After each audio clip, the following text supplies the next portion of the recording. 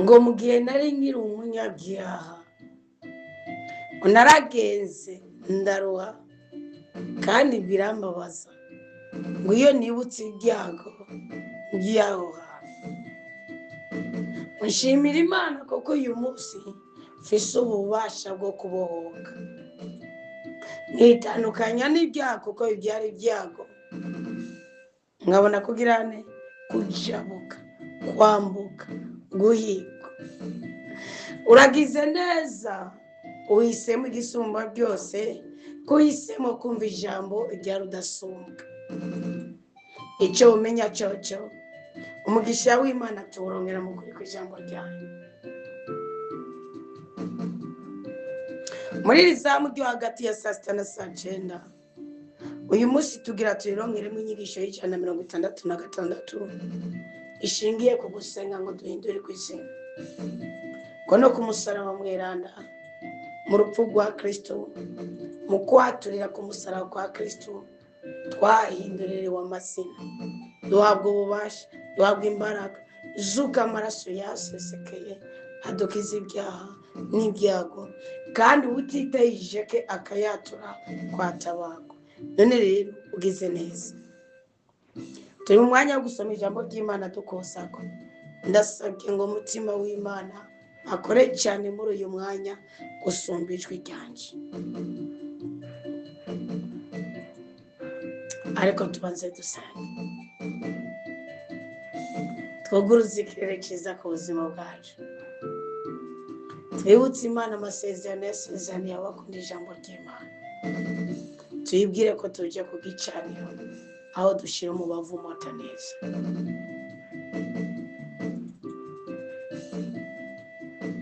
Urakaninazo cyane nyaguhora ku ngoma, wewe rutare rw'ubuzima bwacu, wewe buhungiro bw'ubuzima bwacu, wewe muhesha w'umugisha wuzuye ku buzima bwacu bwa buri munsi. Ni wowe utuyimanuka twima abarozi baturoga batwishijeko, ni wowe utuyimanuka dutandukanya n'uburwayi butandukanye buzana inyatsi, ni wowe udutera iteka, ni wowe uduteturura, ni wowe uturenganura, ni wowe utunezereza. Habwa icyubahiro.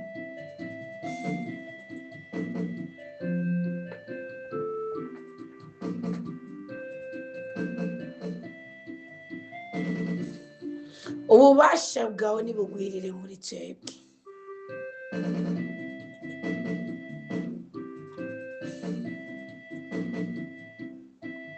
Imbabazi zawe nizidusesekare ko papa. Nituri bugusaba umugisha tutaragusaba imbabazi, kandi twiyisi ko turi abanyantege nke. Twihera imbabazi, tubone mu maso yawe herana. Turazi ko nitukwihweza mu maso ukatwihweza, no mu kiganza cyawe tuzoba tuhahawe. Turinde kubabara nyaguhora ku ngoma, tuhagurire imbibe mwami w'abantu, duteturure murenganuzi. Imitima yacu iboshwe n'urwango kubera batubwiye nabyase ko tubabarira, ntibohoke. Efota, efeta. Zibuka mwami ringoti mwe muzana urukundo n'imbabazi muri twebwe. Zibuka kuko umumarayika w'umukama yakorewe kudukorera yaje, umumarayika w'isi yakorewe kuduhumanya yanyereye yagiye.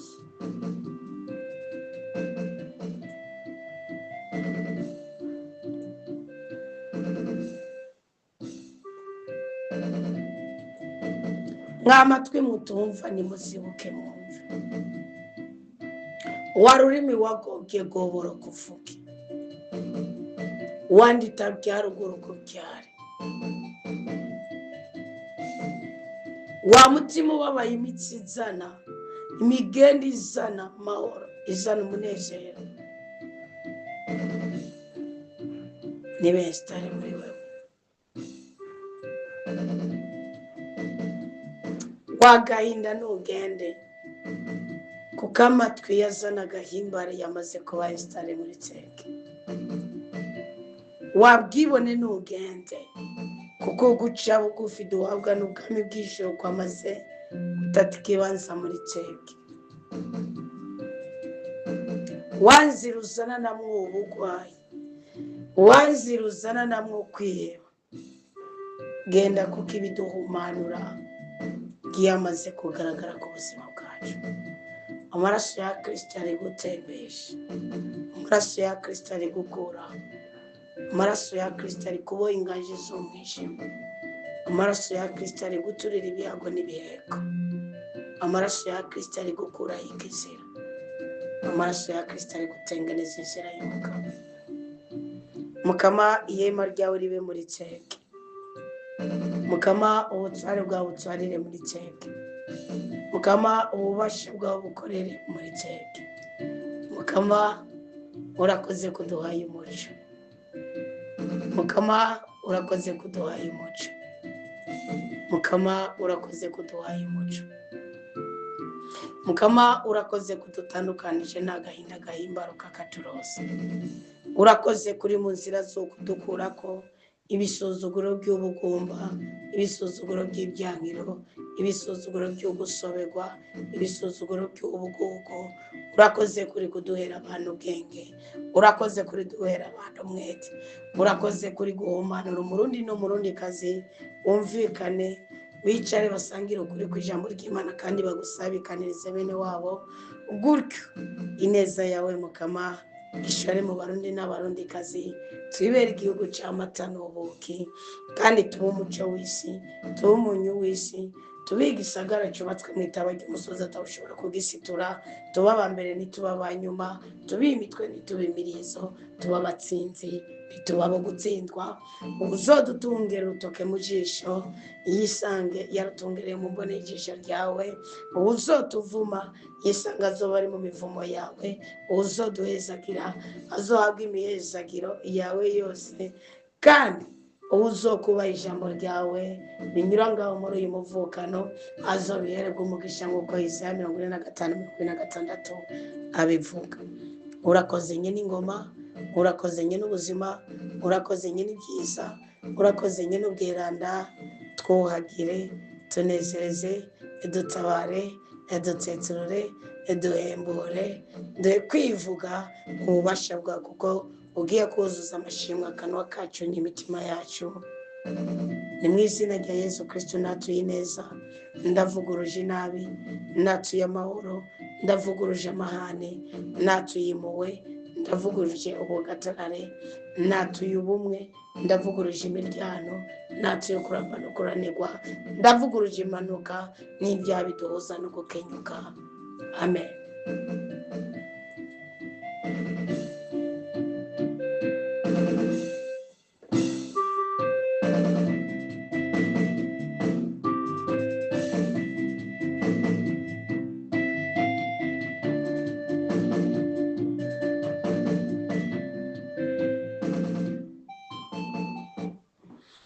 Nuko rero tugire Kristo bakundi babo Mukama aho muri ku mpande zine z'isi, inema y'Imana ibe mu mitima yacu igwiriye rwose, urukundo rw'Imana rutwuzure, rudushware, rutunengesereze ibyiza byose byagenewe abana ba rudasumbwa tukiri kuri isi y'abazima, kandi bya byiza biduhuza n'ubudahangarwa bwa mushobora byose bumwe tuzobona n'inyuma y'ubuzima turimo kuri iyi si.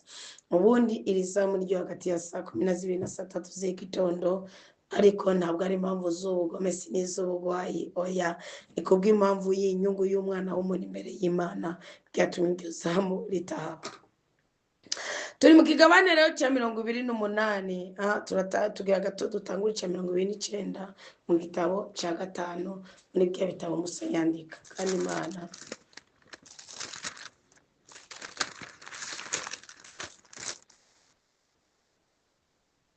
iduhera umugisha ugukunda ijambo ry'Imana. Ni ijambo rya 3 rya Musa.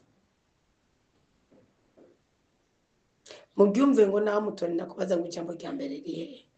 Ijambo rya mbere rya Musa byabwirwa Farawo n'abanyisirayeli bakiri mu Misiri.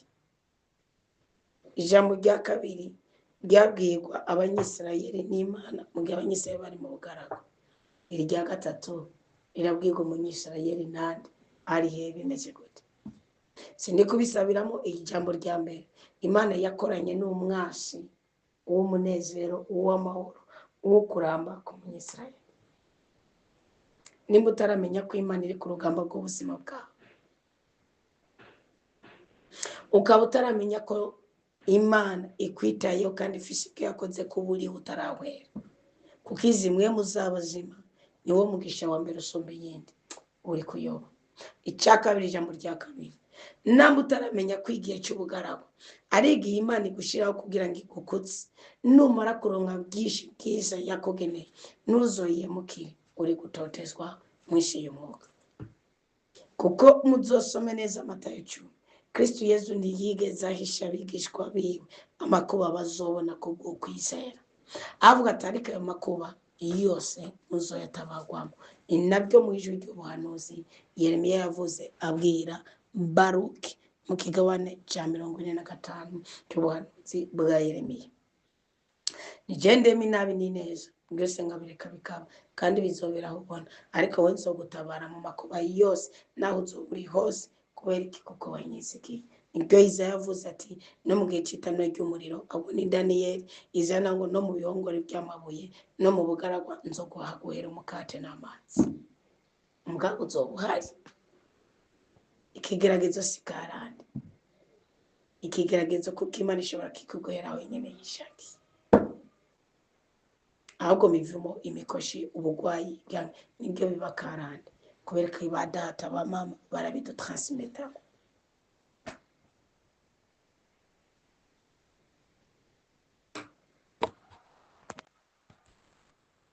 Mubyumve ngo mu gihe cyo kugeragezwa, mu gihe cy'ubutayu, mu gihe cy'ubugaragwa, nicyo gihe cyo gukomera k'umwana w'umuntu, k'umwana w'Imana, k'umukristo. Ubundi igihe cyo kugeragezwa tugikugwamo niki? Tugikugwamo n'ubukure, maturité tuba dufise mu isi y'umwuka, mu isi bitagaragara.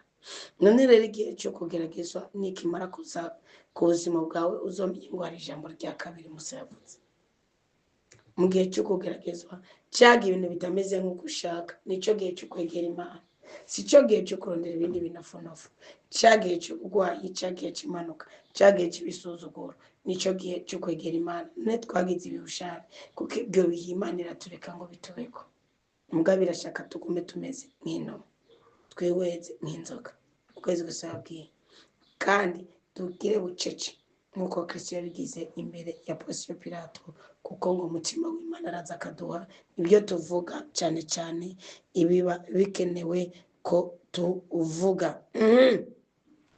Ijambo rero rya gatatu vuga ngo ryamuze. Murongo wa 69 mu kigabane cya 28. Ngaya amajambo y'isezerano mukama. Mvuga ko ijambo rya kabiri ryasozerewe n'amategeko.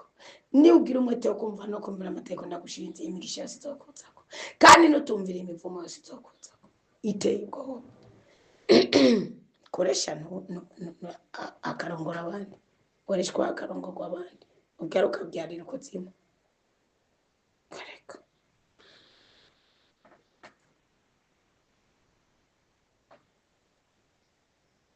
warimo umuzetu ukaribwa n'abandi, wabura abawurya umuswa, Imana ikawurungika ikawumunga. Ngaya amajambo y'isezerano mukama yategetse Musa kunga na bene Israeli mu gihugu cya Moabu. Mu gihugu cya Moabu, amajambo yuhira isezerano yari yasezeranywe nabo ku musozi Horebu.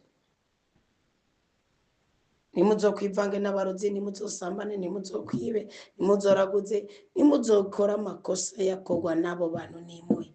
Ubundi umunyisirayeli ntabwo yakompoje ururirimbo, n'Imana yasize ururirimbo muri we. Burya Dawudi impamvu byamworoheye, nagiye nsoma amajambo burya Dawudi cyaranyikisha cyane. Dawudi yaraswe muri Isirayeli agera ku rwego umwami w'Isirayeli yabwirizwa gukira ibifuko nyero ko Dawudi amucurarangiye. kandi Dawudi ntiyari yarabyigishijwe, yabyigishijwe n'amakuba ku ishyamba yabamo. Iyo Imana ishize ikintu muri wowe, uvuga ko uno munsi twahawe gucana igicaniro cyo kumva Imana, cyo tujya gusozera ko mu ijoro rya rwose, igicaniro cyo kumva Imana. Iyo ni ingazi idasanzwe, kuko kumva Imana niho utangura guharura imigisha y'ubwoko bwose.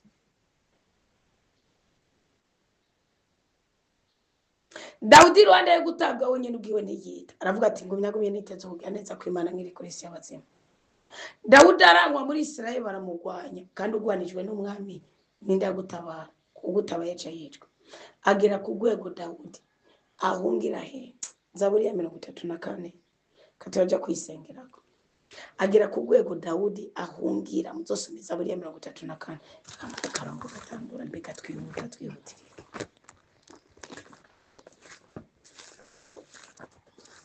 Si je me souviens de Zaburi ya 34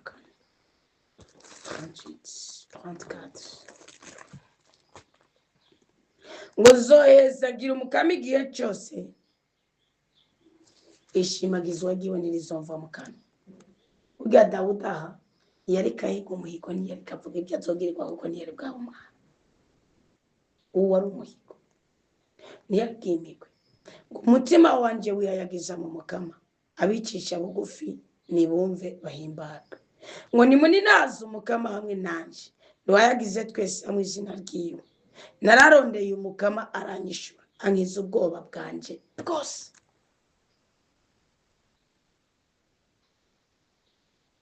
Ngo abamurabye barashwashwanuka, ntibigirwa mu maso habo. Ngo hari umurushwa yatabaje umukama arumva, amukiza amaganya yiwe yose. Uko umumarayika w'umukama acumbitse iruhande bamwubaha kugira ngo abakize.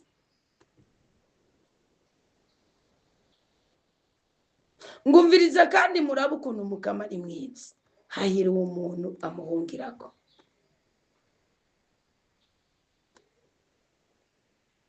Ari umurongo wa 20 kandi isome yose. Ngo nimwubahe umukama se mwabiranda biyo, kuko abamwubaha ataco bakena. Imikurira y'intambwe irakena igasonza, ariko abarondera umukama nta ciza na kimwe babura. Iri ni ijambo rya gatatu, rishingiye ku muhigo papa, rishingiye ku muhigo mama, rishingiye mu kwizera Imana. Ibi yavuga ntiyari bwabigereko, ariko yarumva ko azobigerako. Umva ko uzoba ukomeye, umva ko uzobyara, umva ko uzoheka. Iri ni ijambo rya gatatu riza mu itegeko ry'Uwiteka. Kubera ikindi arihagazeko, kuko iri jambo rya gatatu Imana yarirungika umugisagaze mu kiyaya cya Mowabu. Mowabu ninde? Nimutakiruka, nimutava mu mitego, nimutibahoza akanwa kanyu, nimutibahoza kwatura ibyanditswe bweranda. Alo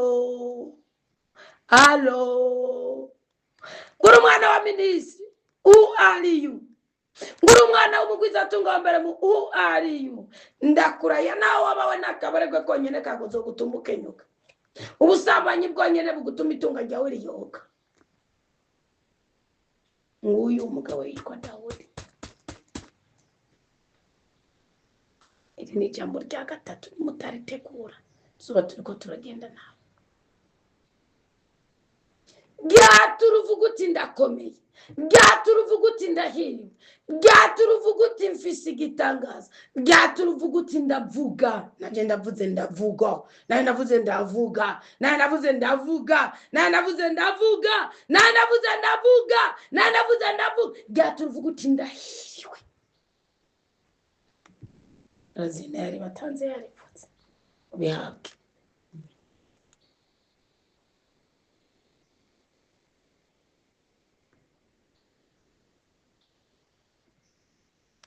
Dawudi aravuga ngo nimuze bane munyumvirize, ndabigisha iki? Kurasa umwami, kwihangana, kudandaza neza, kwiga amashuri byose ni byiza, ariko ngira ibanga, ndabigishe kubaha umugabo. Yabona ko atakindi nakindi mwabakozi b'Imana, nakindi mwabatwara, nakindi mwabakuru b'ibihugu, nakindi mwaberana, nakindi mwabakuru b'amadini, nakindi mwabumvugishwa mu ndimi, nakindi mwe muri mu bitaro, nakindi mwe muri mu mima, nakindi mwe muri mu rukundo, nakindi mwe mu kirondeza urukundo, nakindi mwe mwabyaye, nakindi mwe musengera urubyaro. Nakindi mwe mushomera, nakindi mwe mukora, nakindi mwebwe badandaza, nakindi bapolisi basirikare. Mwige kubaha umugabo. Cyo ndamukundira bera hose cyari. Ushobora kunyira bakacaho genda mukemerezo kayeruka kuri party cyangwa kuri pastor. Hariko imanika. Kuvuga ati hodi. Urabikora rero ndino muyukibaza ngo mwanye nawe. Conference aburi ya 50.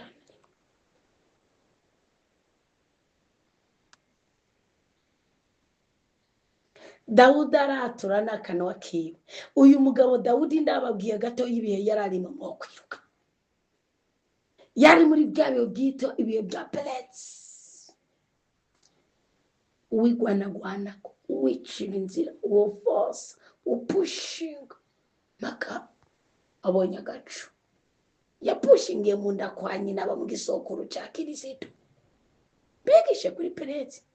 Muri kuranda ryo basize babisiganye imivumo. Muri kuranda ubona atangara. Salomo yanditse mu migani 27. Abo ngo bafise uburenganzira bwo kubirya kugira ngo yivuze. Ngo yamaberebere yo nka muri nyina kuko abaramwezemo. Ngo bafise uburenganzira bwo kubirya. Mbe mwe mutariko murondera itunga mu buto bwanyu. Iyo mutwara abana n'abanyu ku mabici ni byiza. Mugabira wande yabyo. Ekonomiza mu bwonko bw'umwana. Hari ikintu muri ko muratakaza kubaka mu bana banyu, zobatuma mwicuza. Cyagihageze ko mwonka ibyo mwarondeye. Muzogwana mukubitana ikisara kugira ati warabinondere none uri kugenda biri kandi wari ufite uburenganzira. Bibiliya yarabirekuye. Bibiliya yarabirekuye ko umuntu w'umugabo yikora kutwihuta barahiye. Imigani ya Salomo 27 narumiwe genda.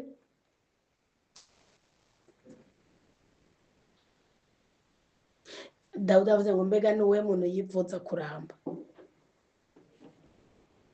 Ngo mbega nuwe muntu yifuza kuramba. Akunda iminsi abona mwubuhirwe. Urarinda ururimi rwawe kabi. Umunwa wawe nawe uzirika inyoma. Urahunga uko ibikora icyiza. Urondera amahoro ugume uyaharanira. Umukama yamiza amaso ku bantu b'intungane. Agatega amatwi n'amaborogo yabo. Umukama yamarerekesha ijisho abakora ikibi. Umukama yamarerekesha ijisho abakora ikibi kugira ngo azimanganye ku isi icotuma babibuka. Umuntu wese akora ikibi cyo kubaka byose. Muzorabe komfira. Nta muntu bavuga ngo yubatse etaje 6 ngo 8 ngo yarashe V8 barabibona bakabivuga mu bwongoshwe. Mugijama yavuga ati zini mvugo yafashije. Hari abantu musigaye muhambwa iminota 30 bakabaje kubazeka. Kandi hariyo namakaro kuko mwafishe uburyo bwogirana. Muzigituma mwabuze naye zivugirwa ku mpamvu kumva cyane. Iminota 30 cyanguru yiminwa ngo nibwo busirimu.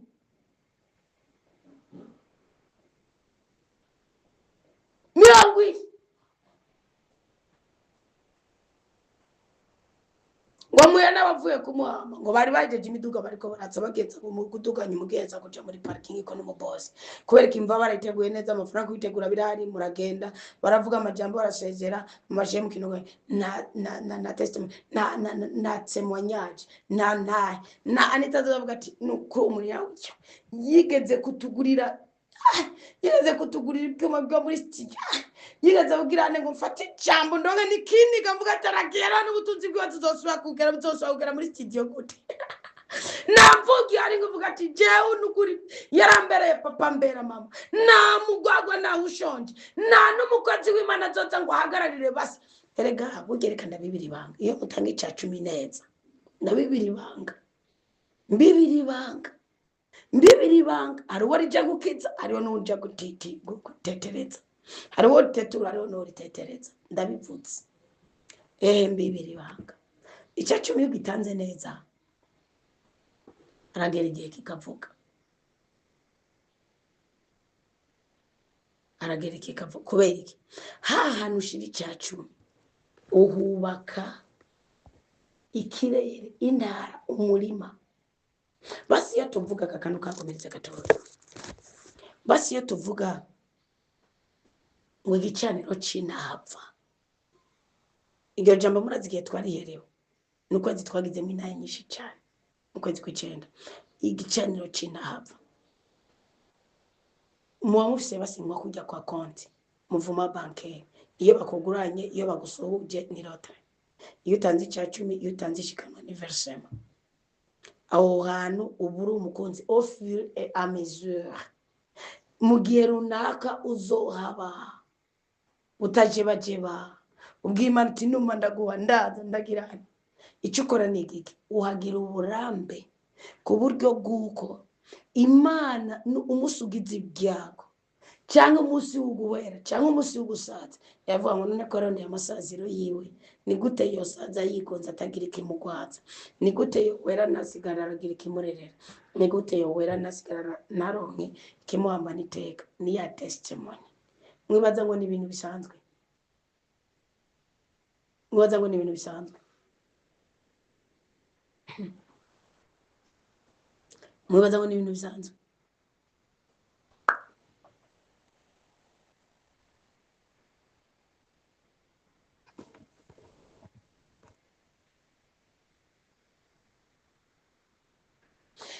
umugamago yamarareka bakora ikibi kugira ngo azimanganye ubuzima bwabo kandi akora igishoboka cyose ntibazokwigere bibukwa ku isi mu minota 30 harabuze umuntu n'umaza gushinga intara ni kuvuga hano utanga icyacu n'amashikanwa yawe ni kuvuga uburi umugwi ukwiye wumve ko atari paruwasi sisi kirisari uburi umugwi ukwiye baraza bakambarira n'urupfu rwawe bimwibaza ngo ntibwira agaciro muri Shinyakare baraza bakambarira urupfu rwawe bamara kwa ndi kuvuga iherezo sindi kuvuga zamanza mugira zabiki nibiki ibyo bintu pe nwaze ngo ngibiye agaciro simba yenda iyo abana ari iyo n'umutungura munane kabyiceceke ndeke kuvumisha ibitakenewe kuvoma ndacyafise ibyo mvuga kuri Yesu no kuri Bibiliya no kuvuga kandi kugira sinirimutse n'umwe n'abakiri bamagara make yabibondo byo kugaburira amata no kuvuga kwaku kwambara baraza umwaga afata ijambo muribuka abakristo twajyanye mu guherekeza umuvukanyi wa mbere tumaze guherekeza amaze kwitaba Imana ubundi je muri studio yanje nabuze benshi harimo n'uru yagwanje kandi arufise ifoto nziza gose hari abantu babiri ari witwa Colonel Ndayishimiye mu Kristo muri komera Kristo ni muzima arafise igicaniro c'intapfa ngaho kandi asabye kizovuge dondi versize kuri isi azoba igihangange naho twamwime bigaragara tuzomutandukanya n'ibigeragezo n'ibisuzuguro bitandukanye kuko dusenga mu izina ry'Uwiteka imbaga ndakisho akabamo na Marene wanje mugabo iherezo ryiwe mbona ko ari kimwe mu bw'Imana ya mamagariye koza mugamo rundi fast ko yagiye kurangiza tumaranye ikiringo kandi nari mu murimo wa studio restaurant komera Kristo ni muzima ndamufise ko basi yari abantu bibijuru ubugingo bwabo pe ari mu ijuru kandi kubwo kuryiba pe uva amahirwe amwe adasanzwe hamwe Imana iguha amahirwe ikaguha umuntu akwatuza kanaga kwaturibwa kandi azi neza yuko ariho n'ikintu ari urumva n'ubuntu bw'ubungonongo pe gushika ndibuka turi mu misa yiwe ndabizi ko hano bashaka kubyumva ariko nibyo batangaza n'abakozi n'abakozi banje gushikaho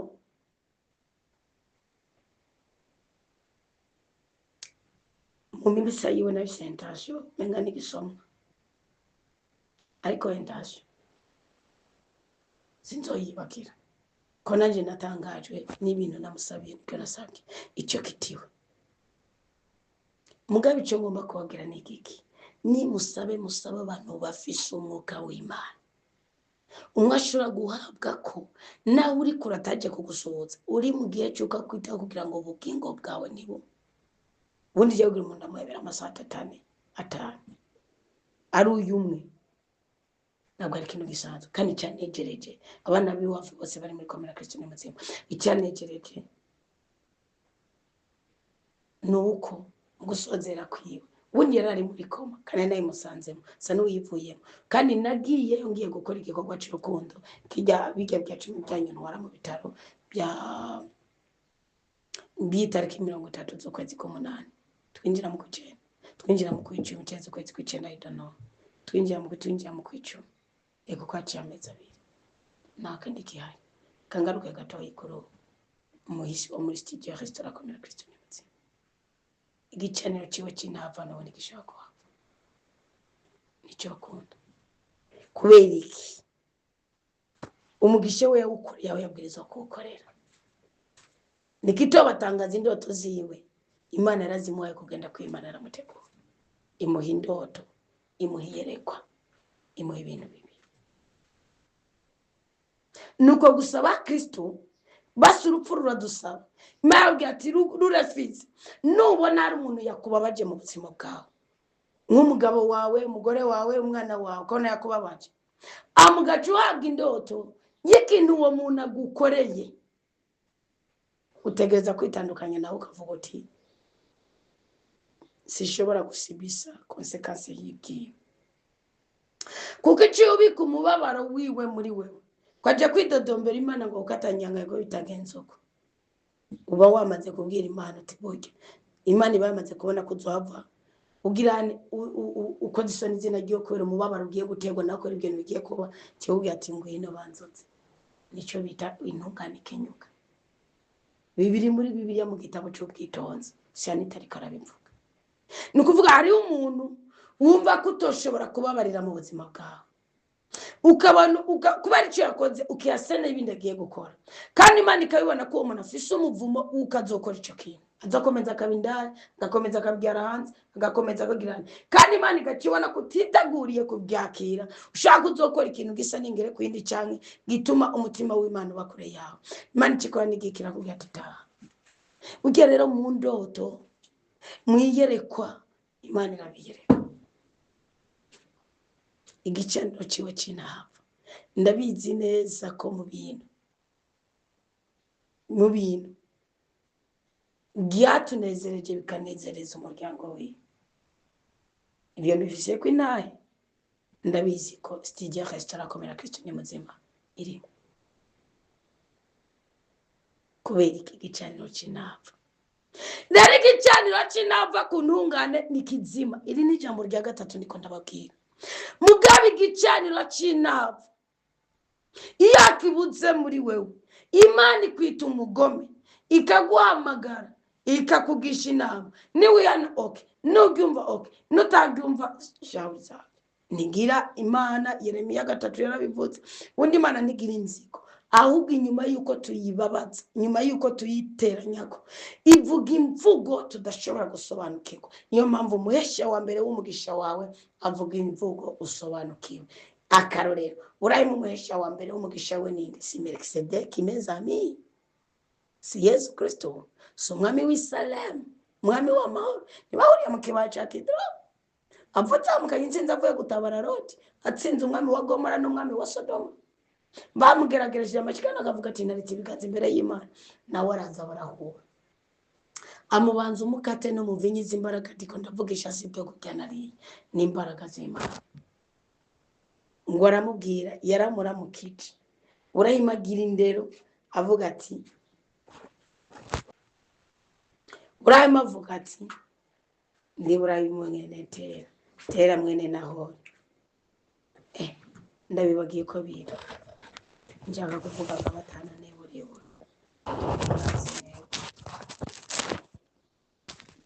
avuga ngo ndi Burahimu mwene nde mwene Terahi mwene Nahori mwene Serugi mwene Rehu mwene Peregi mwene Heberi mwene Sherahi mwene Arupakishadi mwene Semu yamubyaye inyuma y'imyaka 2 umwuzuriro ubaye Shemu imfura ya Nowa nawe umuhungu wa Lameki umuhungu wa Metushela wamaze imyaka 969 Metushela mwene Enoki wagendanye n'Imana imyaka 300 kwera ubuhanuzi yarose amaze imyaka 65 agaza agenda n'Imana, Imana ikamutwara mu ijuru adahwereye. Enoki mwene Yeredi uwihangane yirarira ryo mubiri, Yeredi mwene Mahalaleli, Mahalaleli mwene Kenani, Kenani mwene Enoshi, Enoshi mwene Seti, Seti mwene Adamu uw'Imana yamushumbushije inyuma y'ubugome bwa Kayini. Muragahura na Kristo iri ngozi ngo sindabishobora kareka muka w'Imana zatubiburiya. None rero muharanirira ijambo ry'uko Imana yanyu n'ubwayita bikenyurira, Imana yanyu n'ubwayita bikurira, Imana yanyu n'ubwayita bazimanganya. Mubikora gute?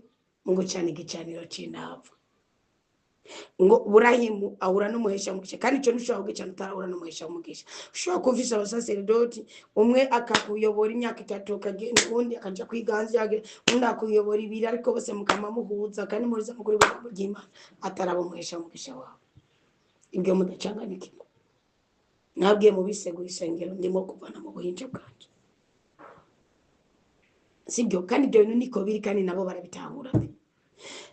Umuhesha mugisha wawe numuhisha akora kumaranga mutima yawe, nakuryajyanye, nakubwira ikinyoma, nagutinya, numushinyaguzako kandi ndiwirane niwijajira kuri we, ariko uriyumva ukamubwira ibyawe munyegeje byawe.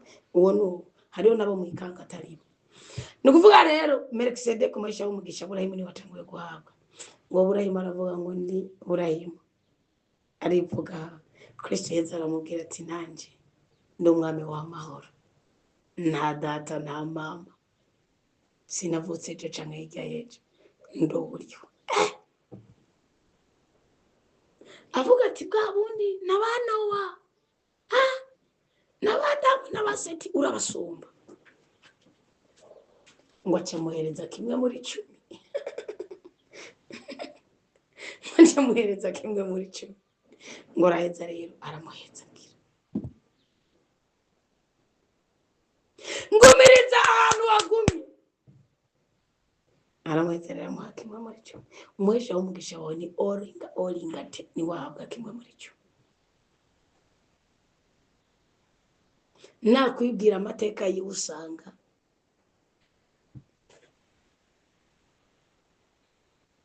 ngo intungane ziratabaza umukama kumva akazikiza amaganya yazo yose. Umukama yama hafi yabo umutima utunuye agakiza abo umutima washegeshwe. Amarushwa menshi arashikira intungane, ariko umukama akayamukiza yose. Amuzigamira amagufa yiwe yose, nta na rimwe muri yo rivunika. Umubisha azokwicwa n'iki, abanki intungane nabo bazohama. Umukama azorokora ubuzima bw'abasabyi biwe, ntawuhanwa mu bamuhungira, ntawuhanwa ntawuhamwa mu bamuhungira ko bose. Iyi zaburi rero ngo ni zaburi ya Dawudi igihe yahindura inyifato yiwe imbere ya Abimeleki. Abimeleki agaca mwirukana akagenda. Kuvuga ni igihe Dawudi yigira Musa.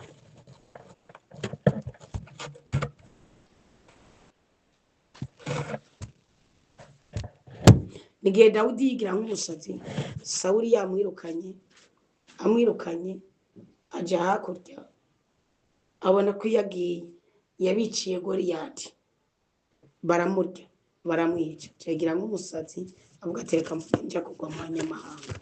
Mugabo naco babaye bakimugira kuko Imana yari kumwe nabo, imuzigame, imutabare, imuhezagire kandi imugirire neza.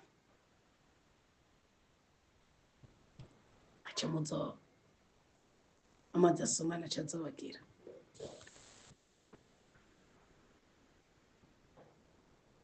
Ni ijambo rya gatatu iby'Imana yakoreye Isirayeli. Bacishije ku mayange. Mowabu ni iki? Mowabu, murazi ko Mowabu avuka kuri Loti.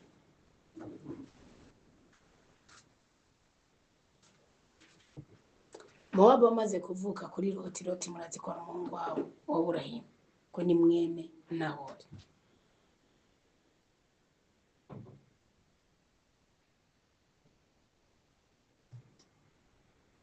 kandi naho uri murazi ko avukana na Burahimu bongo batera.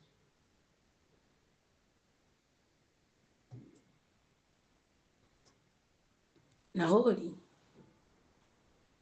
Loti murazi ko yabyaranye n'abakobwa biwe nyuma yo kutabagwa na Burahimu n'ubundi ntiyumviye Imana bikora uko abyumva akora ikizira abyara Mowabu, aho bivuga ngo iwabo w'umubiri nta Mana ihari. Abyara na Hamoni bivuga ngo Imana igiranye inzigo n'umuntu ku bakobwa be babiri Isowari. Ariko Mowabu murazi ko ngo yitwa Elimeleki yamenye ibanga ngo inzara yateye i Betelehemu akaja i Mowabu kandi cyari kizira kuko Betelehemu yavuga ngo inzu y'imitsima ntiyabwirizwa kuhava. Ajana n'umugore we Naomi n'abahungu be babiri Mahloni na Kiliyoni. Mahloni na Kiliyoni Elimeleki amaze gushikayo arahwera. Mahloni na Kiliyoni abahungu be babiri nyina Naomi acagomba kubashingira. Agombye kubashingira umwe arongora Ruti Munyamowabukazi, undi arongora Orupa, bose n'Abanyamowabukazi, bose barapfata n'inda basitse. Ubundi babyitwayemo nabi. Hageze ko nawe magenda amaze kubona yageje n'umugabo arawera, abahungu be barawera, nta kuzukuru asigaye n'abakazana ati bakazana banje nta mpamvu kukumana nanje, genda iwanyu bazobashingira je ndasubiye iwacu. Numvise amakuru ko iwacu inzara yaheze. Ruti aramamaza avuga ati aho uzoja niho nzoja, aho uzoba niho nzoba, Imana yawe izoba iyanje, aho uzopfa abariho aho bazogwamba bariho bazomamba. Umukobwa yamamaza ukuri kw'Imana, kuri gushingiye kwisezerano. Orupa arasubira inyuma, ntiwagiye ngo kubyara Goliyati, niwe nyina kuri wa Goliyati, arasubira inyuma. Ruti aragenda ageze yo murazi ko Ruti yakwige kundi kubyara mu gisoko cya Yesu Kristo. Perezi ubundi niwagiye kubyara Bowazi, Bowazi abyarana na Ruti Obedi nawe abyara Isayi, Isayi abyara Dawudi, Dawudi abyara Salomo, Salomo abyara Rehobowamu, Rehobowamu abyara Asa, Asa abyara Ahiya. Ndayabwire byose genda muri Matayo rimwe hariyo canke muri Luka 3 birimo. Ruti arakomera kubera kudashingira kubigaragara. Iryo ni ijambo rya 3 rya Musa, kudashingira kubigaragara ukizera Imana mu kuri kw'ijambo ryayo ikaguha ibitangaza. Kudashingira kubigaragara ugahigira umuhiga Imana uwo butabazi ikagutabara.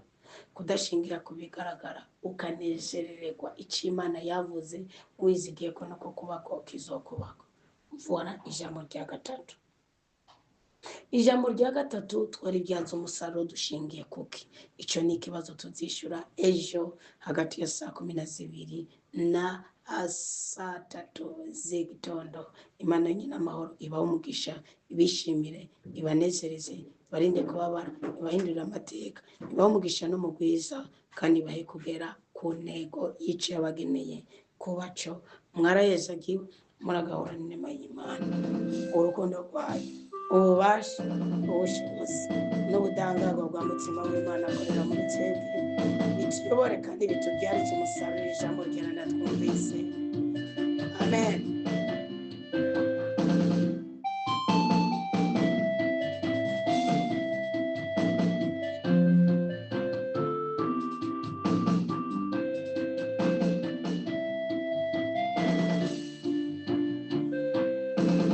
Imana iduhe umugisha.